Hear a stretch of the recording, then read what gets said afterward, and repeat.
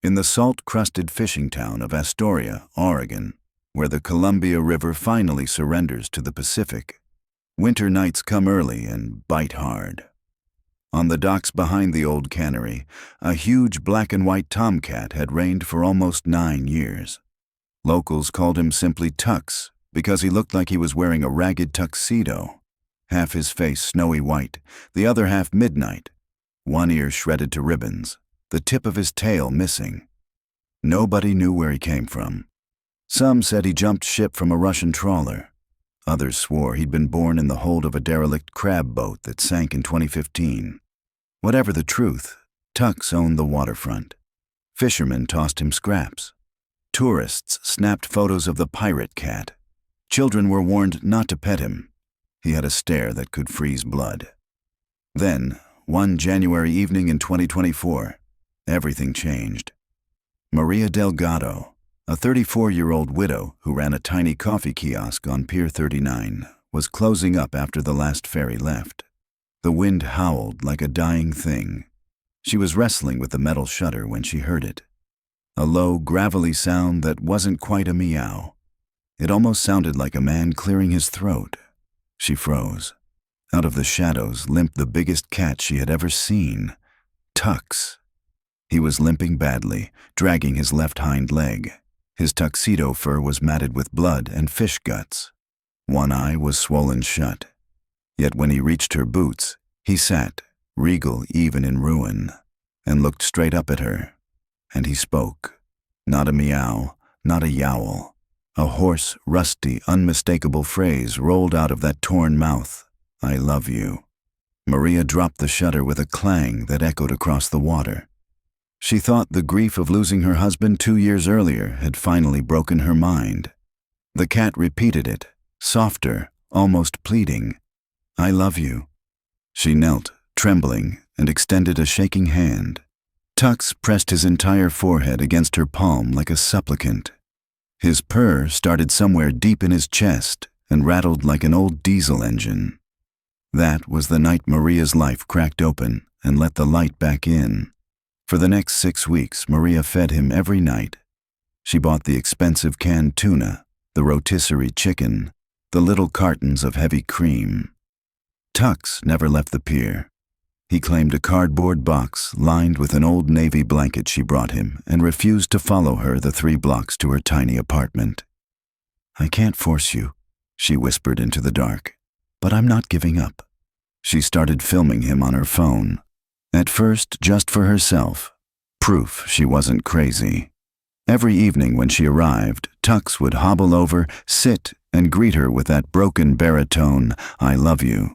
Sometimes it sounded like, I love you, drawn out and raspy, like an old jazz singer who'd smoked too many cigars. Sometimes it was quick, almost shy, but it was always the same 3 words. One night in February, a teenage deckhand named Leo saw it happen. He filmed it too, posted it to TikTok with the caption, Homeless harbor cat tells barista he loves her every night, WTF Astoria. By morning, the video had 2 million views. Suddenly, Maria's quiet grief was thrust into a spotlight she never asked for. Reporters showed up. The local news ran a segment titled, The Talking Cat of Pier 39. Tourists came in droves hoping to hear him speak. Someone started a GoFundMe called Get Tux Off the Streets. But fame is a double-edged blade. The more famous Tux became, the worse his health got. The leg he dragged turned hot and swollen, clearly infected. His good eye began to weep. He lost weight alarmingly fast for a cat who had once tipped the scales at 24 pounds. Maria was terrified. She called every shelter within 100 miles. Every single one said the same thing. We're beyond capacity. And a feral tom that size with that many medical issues, we're sorry. Finally, in desperation, Maria drove Tux, wrapped in 3 towels and growling like a demon the entire ride, to Pause and Reflect, a mom-and-pop rescue 30 miles inland run by a retired couple, Ruth and Henry Kim. They had exactly 12 kennels and a mountain of debt. But Ruth took one look at the cat and said, Bring him in, we'll figure it out. They figured out a lot. F5 positive, severe abscess in the hind leg requiring surgery. Heartworm, rare in cats, expensive to treat. Dental disease so bad that 17 teeth had to come out. A chronic upper respiratory infection that would never fully go away. And on top of everything, he was at least 10 years old. Ancient for a street cat. The vet bills climbed past $12,000 in the first 10 days. Ruth and Henry started posting the new videos Maria brought them every day. Tux, bald-patched and cone-headed after surgery, would still rasp out his "I love you" whenever a human entered the room. The internet lost its collective mind. Donations poured in. Complete strangers Venmo'd $20 with notes that simply read, "For the talking boy." But even with the money, pause and reflect was too small. They could stabilize him, but they couldn't keep him forever. They needed a real adoption, or a miracle. 700 miles south in Fresno, California, a 52-year-old librarian named Evelyn Hart watched the videos on repeat. Evelyn had not spoken aloud in her own house for 14 months, not since her only daughter, Lily, died in a car accident at 19. The silence had calcified around her like amber. She went to work, she came home, she fed the goldfish, she slept. That was all. Then, one Thursday night in March, a video autoplayed.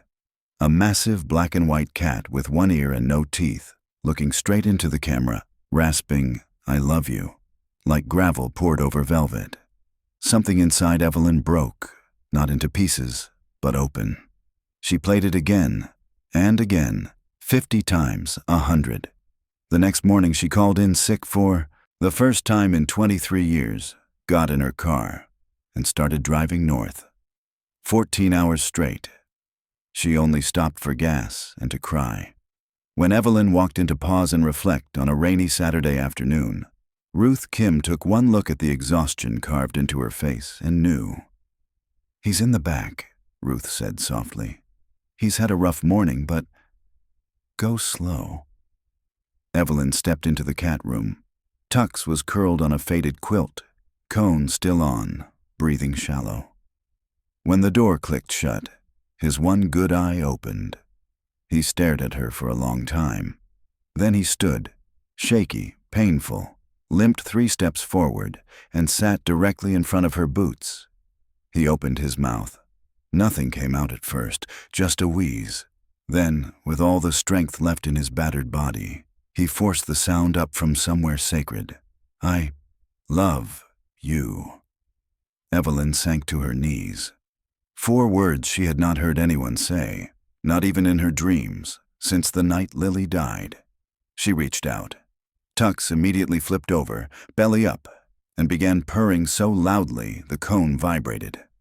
Ruth, watching through the glass, started crying without sound. There were still hurdles: California quarantine laws, more surgeries, a special diet, medications 3 times a day. Evelyn took 2 months unpaid leave, moved into a cheap Airbnb near the rescue, and learned every detail of his care. Every night she sat on the floor and Tux talked to her. Not just, "I love you" anymore. He added new phrases. "Hello, beautiful," when she walked in. "Good morning," at dawn. Once, after she'd been crying, a raspy whisper that sounded exactly like, "Don't be sad." The volunteers swore the cat was learning to speak from Evelyn's own voice. On May the 1st, 2025, Evelyn carried Tux across the threshold of the small stucco house in Fresno that had been silent for 427 days. She set him down on the exact sunbeam Lily used to love. Tux walked 3 circles, flopped dramatically onto his side, looked up at Evelyn, and declared to the empty room, "We're home." Evelyn laughed for the first time in over a year. It startled her so much she clapped a hand over her mouth. Tux just purred louder. 8 months later, Tux, now 26 pounds of glossy black and white glory, teethless but regal, holds court from the top of the refrigerator. His cone is long gone. His limp is barely noticeable. His vocabulary has grown to almost 30 phrases, all delivered in that whiskey and gravel baritone. Every morning he greets the sunrise with, Good morning, my love. Every night when Evelyn turns off the light, he presses his forehead to hers and whispers, I love you. Thank you. The videos still circulate. Millions have watched the harbor cat who learned human words out of pure desperation to be loved. But only Evelyn knows the real secret. He didn't learn to speak. He was always trying. For 9 years on the cold docks, every meow, every rasp, every broken syllable had been the same 3 words, over and over, into the dark. I love you. I love you. I love you. He just needed someone who was finally ready to hear him. And on quiet evenings, when the Fresno sun sinks gold through the blinds, Evelyn sits on the floor with 26 pounds of purring cat in her lap and answers back, out loud, no longer afraid of her own voice. I love you too, Tux. Welcome home. If you like the story, subscribe to this channel and leave a like. Thanks so much for listening. See you in the next video.